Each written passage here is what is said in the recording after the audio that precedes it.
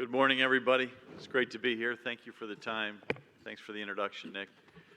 My name is John Weber, and I've been with this organization 27 years here in Sarasota. And Zenith is a great company, and we have absolutely enjoyed partnering with you guys for so many years now. Angela Borthwick is here. She is one of our ambassadors for Zenith. I know you guys work with her a lot. Unfortunately, Tim Wenzel couldn't be here. He runs our marketing department. I know he attends a lot of these events. He's up in Canada with our parent company, Fairfax. And no need for introduction. We'll get to the questions. And if there's time afterwards, we'd love to maybe take a few from the audience as well, maybe expand on some of the things that we've talked about here. It's a pleasure to have Davidson Pattiz with us. He's our president and COO. And Davidson, I'm going to kick it off with you. Most of the folks here in the room know who Zenith is, but there may be some that kind of need a refresher, or maybe some that, that you're hearing our name for the first time. So briefly, can you speak to kind of what our company mission is? Yeah, sure. So I think you all know we're predominantly a workers' compensation company, and certainly that's the case in Florida. Our mission is pretty simple. It's to prevent loss. I will say that out in California, we have a multi-line company, so whenever I say prevent loss, I always talk about both property and person. The person side of it, to me is really the core of our mission. We like to look at businesses and figure out how we can keep people safer. It's something that I find our folks can really rally around. Maybe I offer that to you as well. I know a lot of people who are in the hospitality business will have a safety program. And when we tell our folks that, our mission is to prevent people from getting injured and then to help them get back to recovery, it's something that they can feel really good about. And that's sort of how we express what we're all about. Nice. I mean, these folks are colleagues of mine, but they're also friends. And hopefully you'll get a chance afterwards also to just talk to them, say hi, and they'll become your friends, and they'll be great resources for you for the questions that you have. Davidson, I have another one for you. A lot of the people here, most of the people here, they're decision makers. They own businesses. They make decisions relative to all types of insurance. What advice would you give them as consumers of workers' compensation insurance? What should they be looking for? Well, to me, the most important thing, before I get into a couple of specifics, is just the whole context of what this is. A lot of insurance, you pay for it and it costs what it costs. And the thing about workers' compensation is it's a variable cost. And you think about any of the supplies that go into running your own businesses, you'd like your variable cost to be held in check. I think a lot of people perceive workers' compensation as a commodity. I talked to a few folks last night at dinner who expressed to me that they go for the cheapest.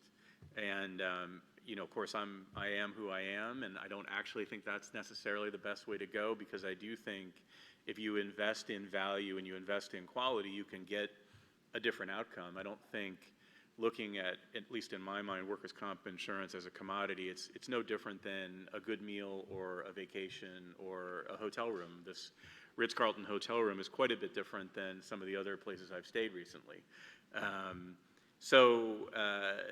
How can it be a variable cost? One of the things that we like to share is that folks who come with Zenith experience 20 to 30% lower loss costs.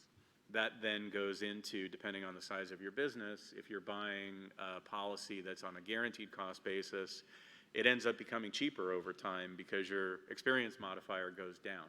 Or if you're a large set of businesses, we insure many people who have multiple locations. They might be on a deductible program. That's all your money. So that's a very key way where it can become a variable cost. So what would I look for? The first thing I'd look for, maybe it's inherent in what I've already said, is a fair price. Fair isn't always cheapest, in the same way that you wouldn't necessarily buy the cheapest banana you could find. You might buy something that has quality. You want to get that differentiated outcome where that variable cost that can go into margin can be yours as opposed to the insurance companies. Some of the things, and I'm sure that Rick and Jill will talk about this, but in-sourced talent. One of the secrets to our success is that our incentives are aligned with our customers. We don't have internal profit centers. So Rick is not having his lawyers charge hourly and try and bill as many hours as possible. That's helpful because they have families, they want to get the claims resolved, and then that ends up costing less for our customers. Having an attitude, and John mentioned that we're all friends and we'd love to be friends with more people in this room, is, can you have a relationship with your insurance company? Depending on the size of the program, it's probably worth doing. We're open to that. When you have that relationship, do you feel a connection? Do you feel like they care about everything that goes on? Jill will talk about our nurses and maybe our medical bill review. For us, everything is a differentiator. Collaboration is our watchword internally. The reason that we have these in-sourced folks is because we believe that having a few smart people around a table with different disciplines, that might be our pharmacist, that might be a nurse, that might be somebody in fraud fighting, having them all talk together is helpful. By contrast, in some other locations, you'll find that you've got a single person, and you try and pour all that knowledge about medical and about claims and legal into one person. It's just too much. They can't handle it all. So we look for collaboration. And the last thing I'll say is if you're purchasing this kind of insurance, there's a lot of data inherent in it. You should be looking for a company that provides access to you on a real-time basis to all the things that you'd want to know, because as a business owner, we look for that partnership as well. If somebody is injured, we want to help them get back to our mission, to the functioning that they can enjoy, and that's a partnership. So if you can log into a system and see real-time claim notes and you can get data on all of the causes of the loss, I think that's another element that, as a consumer of workers' comp insurance, you should be looking for. All right, I'm going to transition over to Rick. Rick was a judge of compensation for nearly 10 years here in Florida on the bench. We fortunately were able to pull him over to our side. And one of the things we want to do today, we want to help you understand a lot of the challenges that exist in workers' compensation today that ultimately trickle down to you in terms of some cost, and what we're doing to mitigate that on your behalf. That's what we're here for. On the work comp side, there hasn't been a lot of noise in Tallahassee. There hasn't been a lot of tort reform. And Rick, I'd like for you to talk to why that is over the last several years. But before you do that, I heard somebody ask you a question yesterday about the tort reform that took place recently, the property.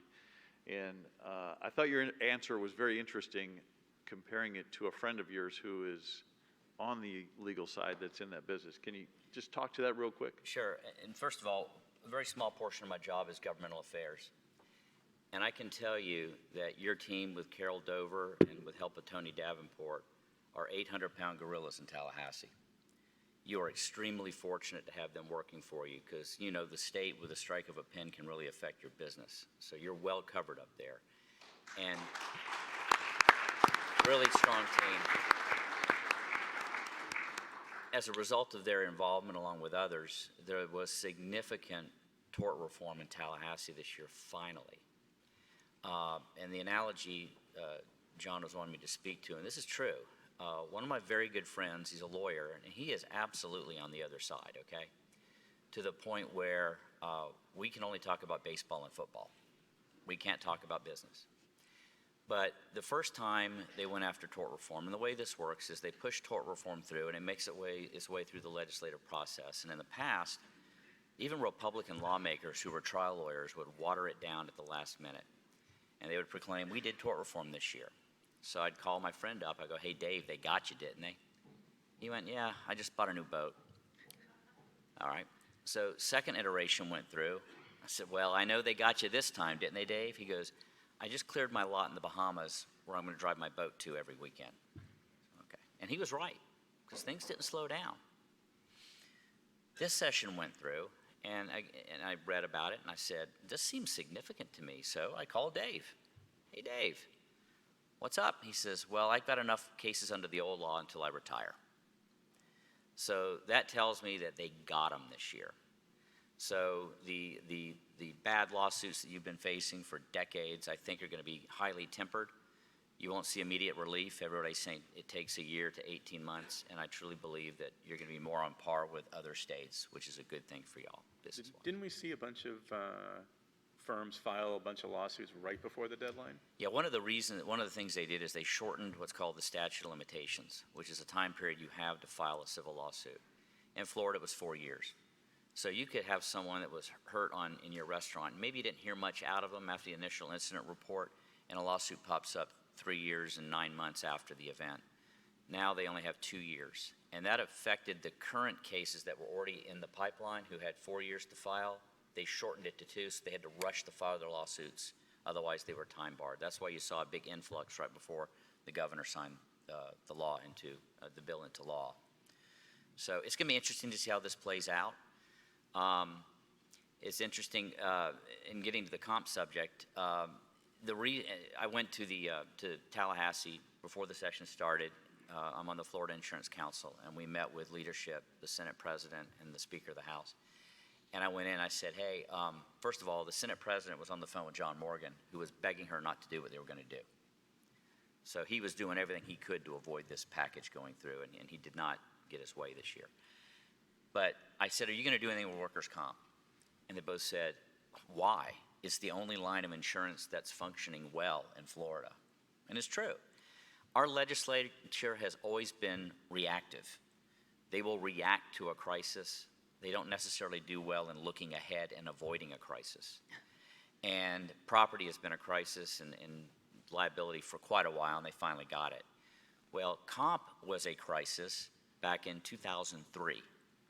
And they went in and they did something very similar to what they did with liability this year, is they significantly reformed the comp laws in Florida in 2003. As a result, what you're paying today is 70% less than what you were paying back then. So you may not think that comp is cheap. Comp is cheap compared to what it used to be. So that's why comp wasn't touched this year.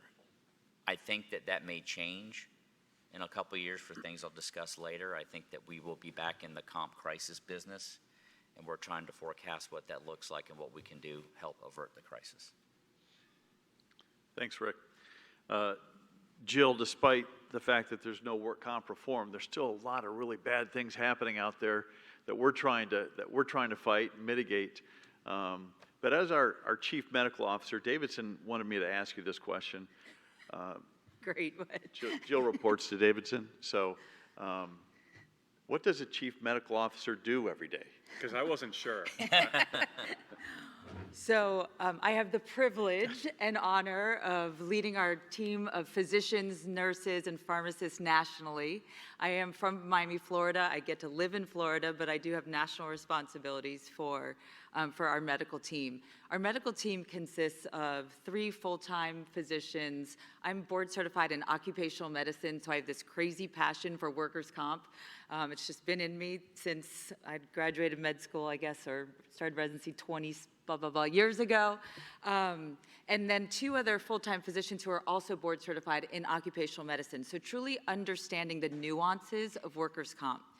We have an orthopedic surgeon, we have an ortho spine surgeon, we have 2 physical medicine and rehab doctors, and that's like your non-surgical orthopedics, and then of course the pharmacist and about 40 nurses nationally who take care of your injured workers, our patients.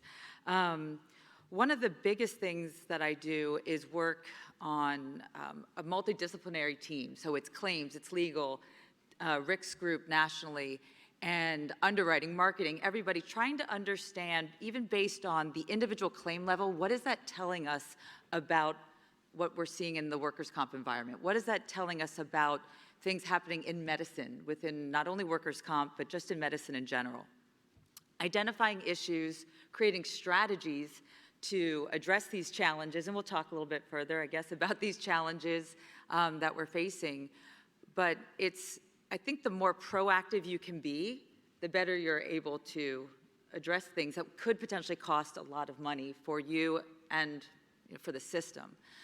When I think about the medical care we provide people, I'm looking at their safety, I'm looking at their being able to have a sustained recovery to go back to their lives, right? We might use return to work as an indicator, but it's really about, how do they get joy out of life? What's their quality of life?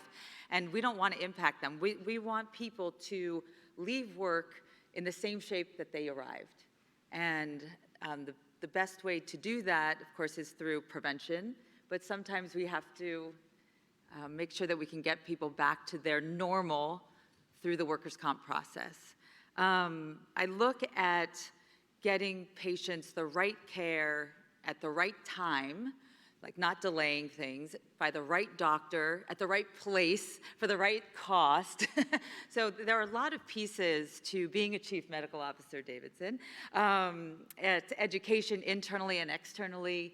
It's visiting catastrophically injured patients no matter where the accident occurs so that they know that there are people on the other side. It's talking with insureds who maybe don't understand why we're picking up a claim. That happens sometimes. It's talking with patients' families at the site, be it a catastrophic injury or an injury that occurs down in Palm Beach County where I live, and I'll go and talk with the 90-year-old wife of the 90-year-old patient because she's scared. It's really putting a personal touch on that which you can, and also creating policies that allow for consistency in proactively addressing issues in workers' comp. Well, there are some challenges. You talk about getting people the right care at the right time. What are some of the challenges that you're seeing in that process? So since COVID, this little thing that we all experienced, I don't know if you heard of it, we've had some access to care issues. You've probably experienced it yourself, be it through an MRI you needed, a mammogram you needed, a dermatology visit you needed. And when we have access to care issues, that delays our patients being able to go back to work. Full duty, maybe they are on temporary duty, but that doesn't help you, right, as much to have them not capable of performing their full job. So access to care is really important to us as a challenge that we have to create a strategy against. So one example that I would look at around access to care issues is, what is preventing somebody from getting in? Well, there are a lot of people who need care by a few doctors who actually understand workers' comp. Workers' comp is nuanced. Workers' comp, you have to have a clinician who understands, is this personal and they're trying to use the workers' comp system, or is this truly a result of this mechanism of injury that occurred and after compensability is determined by my claims and legal partners? Is this something that makes sense? You know, if somebody just goes under a table and they come back up and they say, oh, now my arthritis is worse and I need a new knee, that doesn't make sense to me. Real case. Or is it somebody who fell off, God forbid, a 20-foot ladder and has a brain injury? Well, yeah, we need to make sure that they have the right care, the access to that care that they need, and the right level of care. The level of care will really come into play with some challenges created by the hospital manual that I think, Rick, you're going to talk about, the reimbursement manual, and identifying which level of care is appropriate because it's going to impact what you pay per day at a hospital. So we have nurses, we have doctors looking at that level of care, be it a base level of hospital care or is it an ICU stay?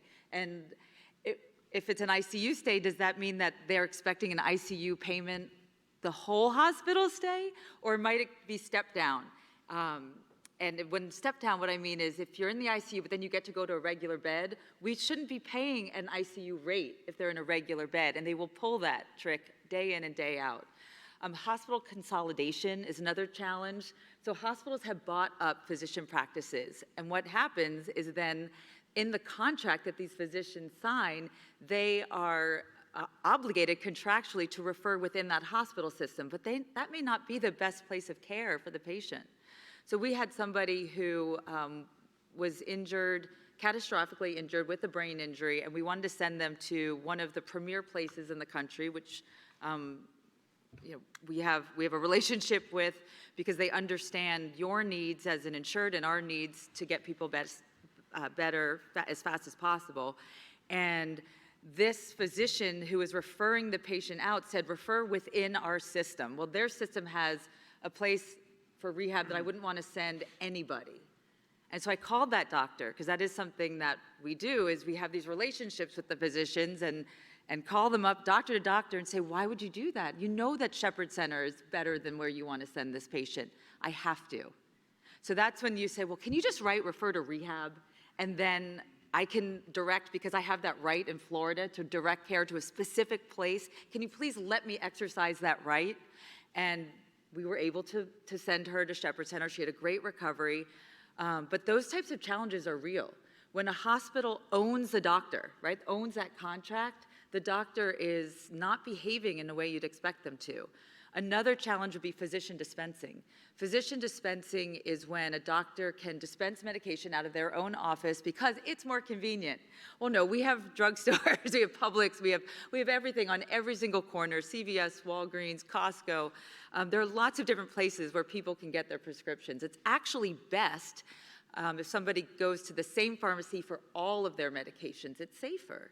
You want to have a pharmacist doing their job who understands how your hypertension medication might interact with your anti-inflammatory. So these physicians who are dispensing, what we've seen is that there's a huge profit to be made by dispensing these meds. Some of the medications may not have that drug-drug interaction that we're worried about with some of the oral anti-inflammatories with personal medications. They might put topical medications in their list in their little drugstore in their office. But what happens is they prolong the use of the medications. They prolong the use of the meds. And what happens is then it prolongs the return to work. It prolongs the opportunity to get to maximum medical improvement. And to make my point here, we're talking about thousands of dollars difference for one medication. So topical Voltaren gel, you can get it at Target, you can get it at Publix. It's like $30, sometimes on sale it's $19. There is a formula of that same drug that costs $4,000 when a physician dispenses it. And they get to create their own cost. They get to create their own code. That's a challenge. That's a problem.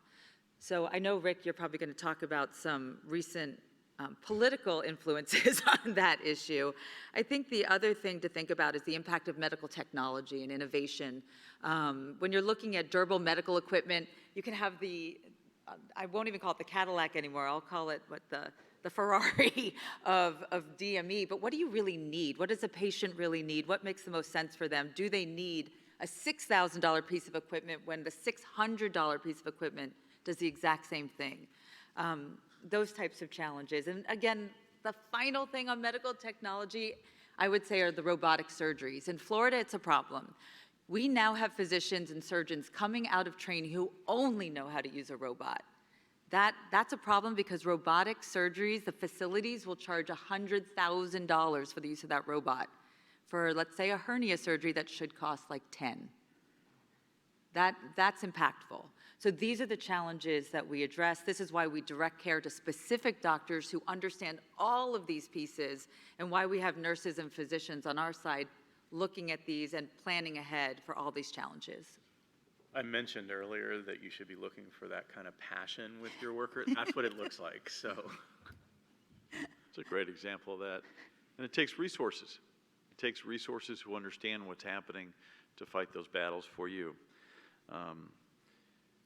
Rick, Jill mentioned the medical reimbursement manual. You have been relentlessly pursuing something for the last 4 or 5 years that will be a significant cost driver, not only for us, but for the industry and for all the folks in this room, referring to the medical reimbursement manual and how hospitals can bill us and have an impact on your results. Talk to that briefly. Well, let's take a step back, and why does it matter to you? Well, every dollar that is spent on a claim, you're paying for it through your experience mod. So you need to pay attention to where your claims dollars are going. And we tend to emotionally be wrapped up in the indemnity benefit. Why am I having to pay for the worker who should be back to work, but I know that lawyers manipulating the case and we're paying him while he's laying on the couch watching Morgan & Morgan ads. And I get it. I get it. It's upsetting, it's unfair, it gets you riled up. But the bigger thing you need to look at is what's being spent on the medical side. 30 years ago, 2/3 of every claim dollar went to the injured worker and lost wages, and 1/3 went for their medical treatment. It is now completely flipped, okay? 2/3 are going to the medical providers, and 1/3 is going to your injured worker. So you or your carrier need to pay attention. You know, people don't tend to pay attention at the medical costs. He went to the hospital, they paid the bill, fine, but now I'm mad he's been out of work 2 weeks. that money paid to that hospital, if it was not the lowest amount possible, is going to punch you right in the face for the next 3 years. Part of my job is to deal with what's going on today, and we've been fighting with the lawyers forever, and yes, they're a problem, and yes, they get you emotional, but they are a lot less of a problem than they were 30 years ago, okay? They're still a nuisance, but not that much of one. The lawyers aren't the baddest. I call it, I look for the boogeyman, and then I look under the bed, and I look in the closet. And the boogeyman used to be the lawyers, but now it's the medical people. And doctors and lawyers like to go back and forth, but it's them that are the problem. You're welcome, Joe. The biggest problem, and we found this about 2015, our medical bill review team came to me and said, Rick, we're seeing this phenomenon going on and we don't know why, but our hospital inpatient charges are escalating rapidly. And we looked into it. And the way the reimbursement manual have been used for decades in Florida is you pay a per diem per day of hospitalization, which is an all-inclusive rate of roughly $4,000 a day. But there was a provision that was enforced by the Department of Insurance that said, hospitals, keep your real bill running in the background, your billed charges, and we want to protect you from losing too much on a real catastrophic case. We understand you're going to have the really, really bad cases that the $4,000 a day doesn't compensate you. So keep your bill charges running in the background, and if they exceed in total $59,000, you don't get the per diem, you get 75% of your billed charges. Well, that worked for decades because the hospitals behaved. It constituted about 5% of all of our inpatient bills. And we got it. The guy burns up, it's bad. We pay a fair amount, it all worked. And the bill charges were all reasonable. Well, 2015, we saw a couple particular hospital chains started manipulating their bill charges and raising them through the roof. A CT scan would usually cost $800. Then they went to $3,000, then $6,000. 12,000. And you typically get 3 on a serious admission, so they're almost at the 59,000. And think about this. You're making up your bill charges, and there's no cap on it. Think about the bill that you give to your customers that come to your restaurant. If you could price and get away with it, where, tell you what, all you have to do, I'm going to give you a 25% discount of what I charge you. And it's unlimited. Who wouldn't like to have that, right? If I'm a billing lawyer, I'd love that scheme. Well, these hospitals figured out it's a loophole, it's legal, but it's abusive. And so they started raising their bill charges to the point where on these particular chains, over half of their bills were over the stop loss. And we went to the Department of Insurance and started challenging them, going, wait a minute, they can't do this. The bill charge has to be reasonable. Don't let them do this. Their response, that's what the law says, pay the man. So we waited, we went to the Department of Insurance, and I thought, well, we just need to point this out to the state, and they'll do the right thing, and they'll contain this, and we'll be all good. I was wrong. Why? Well, we talked about the influence y'all have as the 800-pound gorilla in Tallahassee. Well, you know the sci-fi movies when that big mothership comes in, and you get the ominous music, and the sun goes away? That's the hospital lobby. They are extremely powerful. And so the state wouldn't do anything about it. So we found the right case because the way you litigate is you find the set of facts that fit your issue best. We had a person that had a finger surgery. Now they got infected and they spent 4 days in the hospital, but it was a finger surgery. Per diem would have paid $4,000 times 4 days, so $16,000. The hospital bill came in at $175,000 hospital bill. And they said, pay us 75% of that. And we took it to the state, who said, sorry, it's the law, pay the man. We said, not going to do it this time. We like the facts, and we sued the state and went to trial. Now, we paid, now, to back up a little bit, Medicare would have paid $30,000 for that entire bill. So comp per diem, 16, Medicare, 30. Davidson says, I want to go in with a white hat on, pay them 3 times Medicare. We paid them 90. Is that right, 90? I think it was. Reasonable. They rejected it. The state said, no, pay them 75% of $175,000. We won. Judge invalidated the stop loss, said it's not supported by the statute. The state now has gone and made a new reimbursement manual that we were a part of making, And they got the methodology right, we think. It's based on a per diem, but it's tiered based upon level of service. So the lowest being your base rate, and then you have another level for surgical and another level for ICU. The hospitals dictated what those per diems are. They're too high. We contested it. State said, sorry, we lost. That's your new per diem. Went into effect May 25th. NCCI, the rating agency who collects all the data, says that just by getting rid of the old manual and going to the manual that we objected to as being too high, and we think is going to show that you're paying 2 to 3 times higher than other states, and we're going to go back and fight them again on that, but just what we did is going to save on an annual basis $100 million in lost costs for industry in Florida. So we got most of the boogeyman out of the closet, but there's still more done, and we're not quite done with them yet. And you're paying for that. And here's the scary part.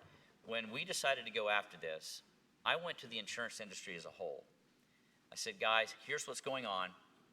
We need to get in there and stop this.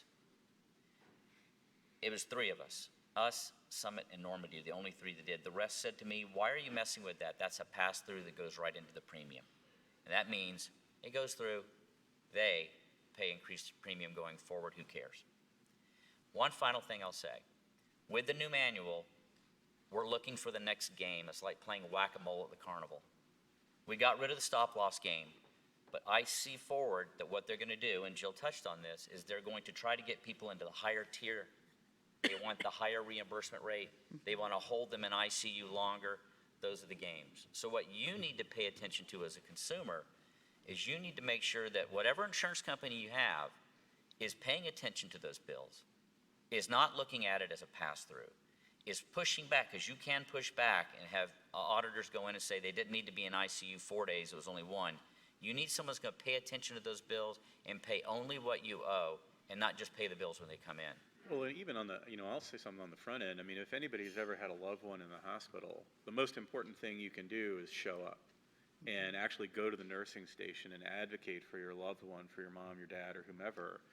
And that's part of what Jill's department does, is we have nurses who will actually go into the hospital, and because it's not appropriate to have somebody at this level of care, try and move it to an appropriate level of care, but also have a relationship with that charge nurse, because that's the most important person who's rendering the care and can actually make a difference.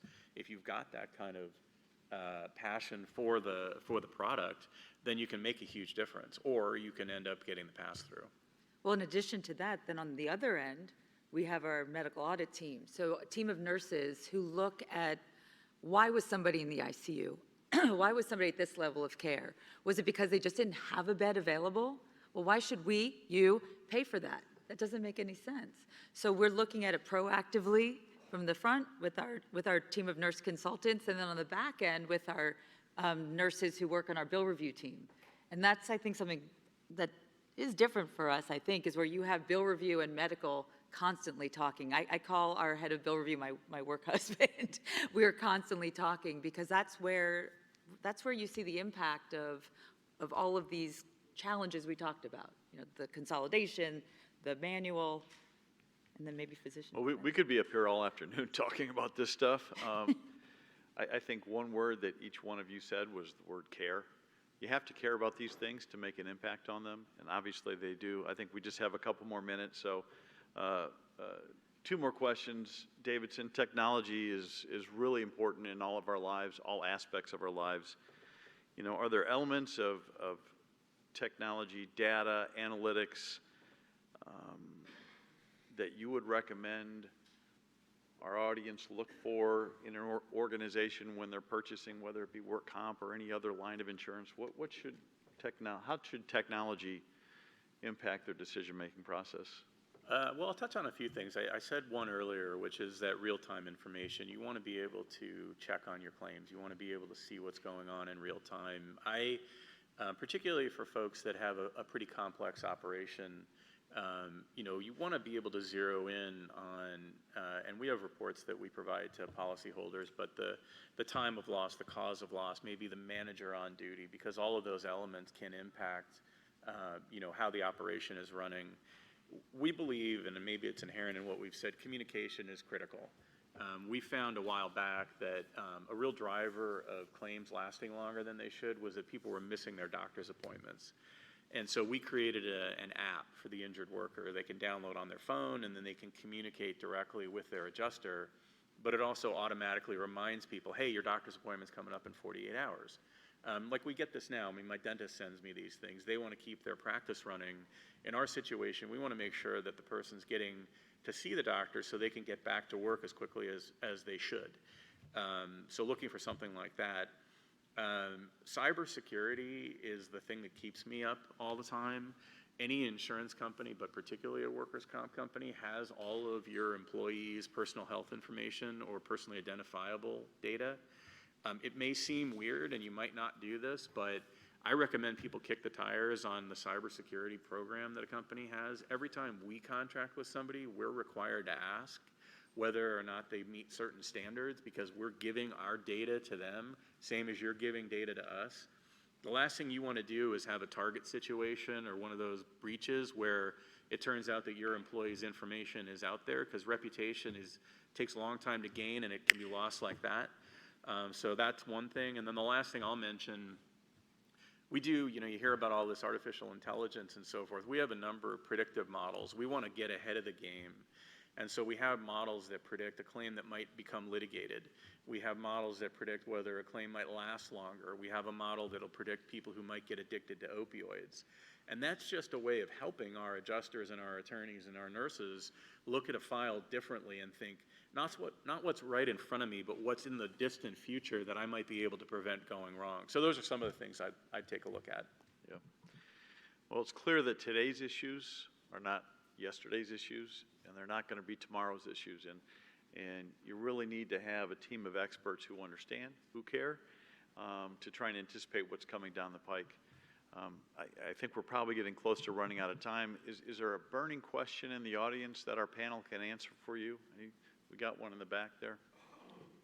Thank you all for your time today. I'm with Gecko's Hospitality in Sarasota, a longtime client and partner of you guys.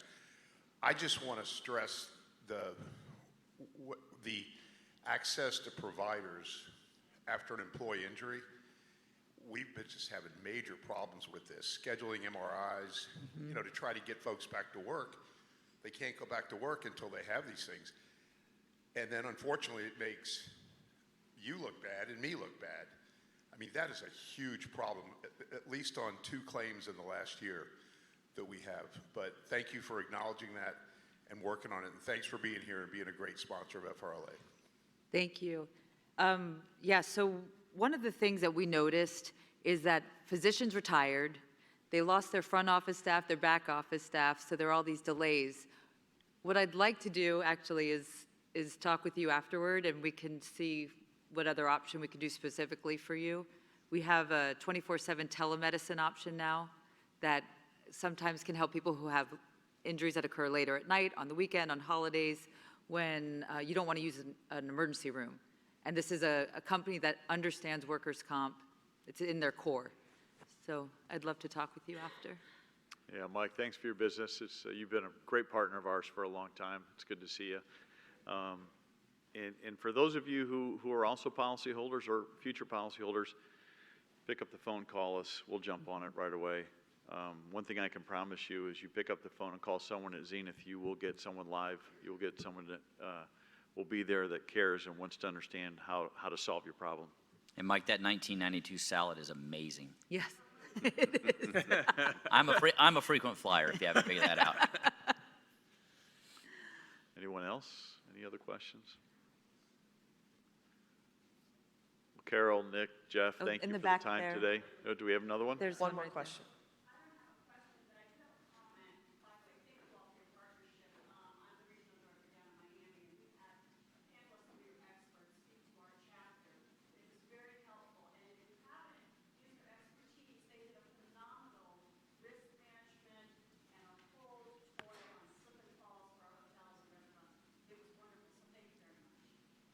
Oh, thanks for saying that. Yeah, absolutely. We have a lot of folks that would love to come out and talk and explain how we can control losses, whether it be safety and health, claims, legal, you name it, we'll be there. We really believe in partnering with you guys. Our largest industry that we insure are restaurants and lodging. So It's a big part of what we do. Thank you, Carol. So I'd like to, Dr. Jill Davidson. Davidson came all the way from California. We want to thank you. Rick, I understand you're headed to Alaska. Yes, I am. Have a great trip. Good time to And go to Alaska, isn't it? This weather's great down here. It's hot. Yeah, gonna it's be hot, better. yeah. And John Weber and Angela, you all have been such an integral part of this association. Please give them a round of applause. Thank you for being here with us.